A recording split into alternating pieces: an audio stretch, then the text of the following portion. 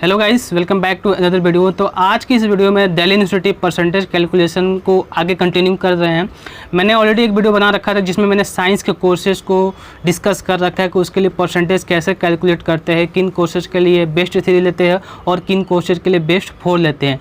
तो आज की इस वीडियो में मैं आर्ट्स कोर्सेज़ को डिस्कस करने वाला हूं और कॉमर्स के जो बीकॉम होता है उसके लिए कैसे परसेंटेज कैलकुलेशन करा जाता है उसको डिस्कस करने वाला हूं।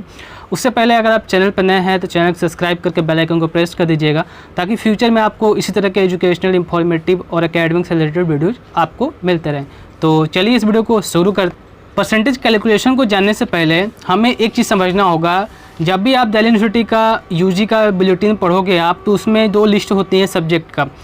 इसमें आप देखो जो लिस्ट ए है इसमें लैंग्वेज सब्जेक्ट्स हैं और जो लिस्ट बी है इसमें इलेक्टिव सब्जेक्ट्स हैं। ठीक है, जो भी उसमें आपका परसेंटेज कैलकुलेशन है उसमें बोला जाएगा 1 लैंग्वेज। डैट मीन्स जो आपको लैंग्वेज का सब्जेक्ट लेना है वो लिस्ट ए से लेना है। ठीक है, जो आपने पढ़ा हो या जो ठीक है। और अगर इलेक्टिव सब्जेक्ट बोला जाता है तो आपको लिस्ट बी से लेना है। तो इसको आपको क्लियर कर लेना है। ठीक है, लिस्ट 1 में, लिस्ट ए में लैंग्वेज के सब्जेक्ट्स हैं, लिस्ट बी में इलेक्टिव के सब्जेक्ट्स हैं। ओके, इतना क्लियर हो गया आपको ना। अब बात करते हैं परसेंटेज की। तो सबसे पहले बात करते हैं, अगर आप बीए ऑनर्स इंग्लिश के लिए अप्लाई करते हैं तो यहाँ पे बेस्ट 4 लिया जाता है। बेस्ट 4 में 1 लैंग्वेज होता है। ठीक है, लैंग्वेज में आप इंग्लिश भी ले सकते हो। और बेस्ट 3 इलेक्टिव सब्जेक्ट होता है। इलेक्टिव कहाँ से लोगे आप? लिस्ट बी से लोगे। और लैंग्वेज कहाँ से लोगे? लिस्ट ए से लोगे। ठीक है, अगर आप इंग्लिश ऑनर्स ले रहे हो तो आपको बेस्ट 4 में इंग्लिश को इंक्लूड करना है। ठीक है, ऐसा नहीं कि आप इंग्लिश को इंक्लूड नहीं कर सकते हो, आपको इंग्लिश को इंक्लूड करना है। ठीक है, अगर आप ऐसा नहीं करते हो, लिस्ट ए और बी से सब्जेक्ट को इंक्लूड नहीं करते हो, तो आपके परसेंटेज डिडक्शन होता है। 2.5 का डिडक्शन हो जाता है आपके परसेंटेज में। ओके, अगर आप बीए ऑनर्स हिंदी के लिए अप्लाई करते हो तो यहाँ पे आपका 1 लैंग्वेज होगा, सेम चीज़ यहाँ पे है, और 3 बेस्ट इलेक्टिव होगा। आपको बेस्ट 4 में यहाँ पे हिंदी को भी इंक्लूड करना है। अगर ऐसा नहीं करते हो तो वही डिडक्शन होगा आपका।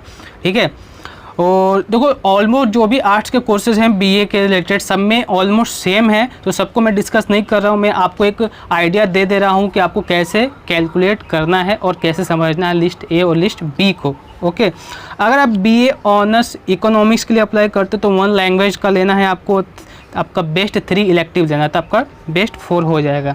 अगर आप बीए ऑनर्स साइकोलॉजी या फिर सोशोलॉजी या फिर पॉलिटिकल साइंस या फिर हिस्ट्री या फिर ज्योग्राफी के लिए अप्लाई करते तो यहाँ भी सेम है।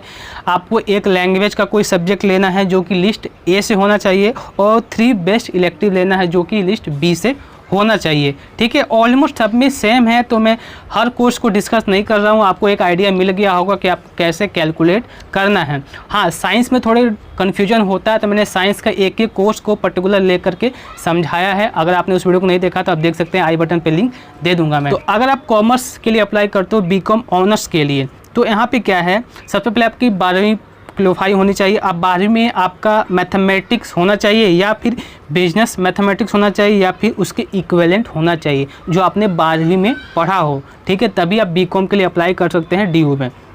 ठीक है, यहाँ भी सेम चीज़ है, एक आपका लैंग्वेज का होगा, देन आपका 3 बेस्ट इलेक्टिव सब्जेक्ट होता है।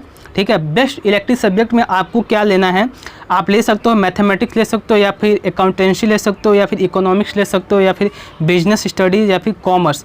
इनमें से आपको लेना ही लेना है। अगर आप नहीं लेते हो तो आपके डिडक्शन होता है परसेंटेज में 2.5 का डिडक्शन होता है। ठीक है, तो मैंने आपको एक आर्ट्स कोर्स का भी आइडिया दे दिया, कॉमर्स का भी आइडिया दे दिया कि कैसे आपको कैलकुलेट किया जाता है।